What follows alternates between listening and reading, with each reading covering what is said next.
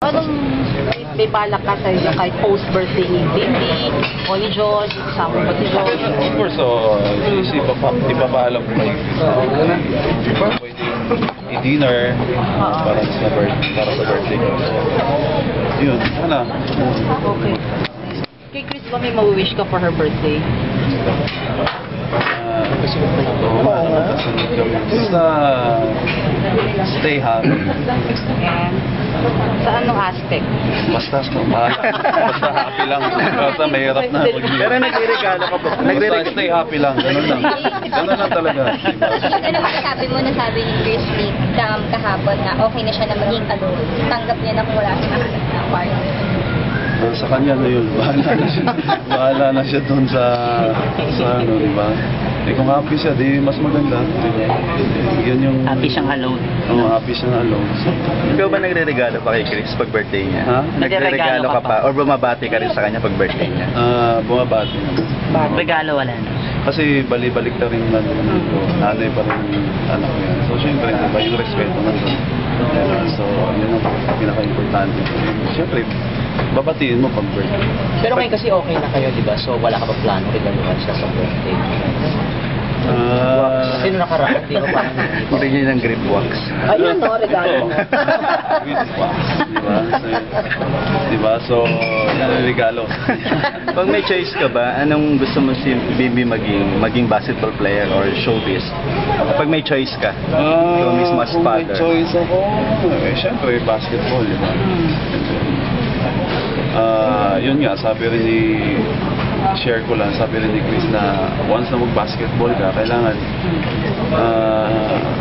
sinabi niya kay Ben na kailangan higita mo yung tatay mo. Di ba? Pressure So, yung pressure nandun. Pero, for me, okay lang naman yun. Kahit anong gusto niya, mas okay kung basketball. Nakikita mo siya ng talent sa basketball din, as a father. Well, pag naglalaro kami, dahil binila ko siya ng basketball court sa bahay na nandun yung basketball court niya. Once na nagpo-practice kami o nag-shooting kami, then sabihin niya sa akin na I'm so tired na. So gusto niya na pumasok sa bahay. Sabi ko, wait, hindi ka pwedeng pumasok kung hindi ka makashoot ng 2 straight. So, sige, okay naman. So ngayon, nagsishoot siya.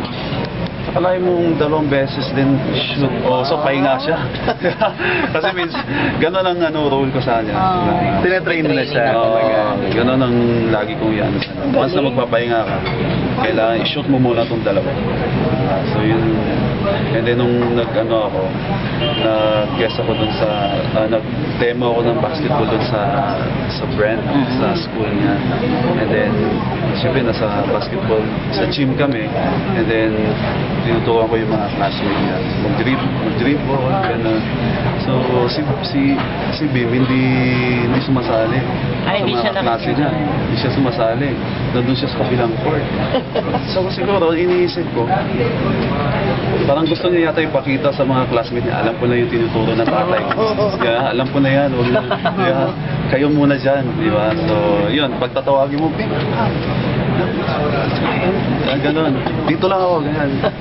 So, yun yata. Papakita niya na, tatay ko yan. Alam ko na yung tinuturo sa inyo. So, yun. Okay naman. Naging proud naman siya for that moment.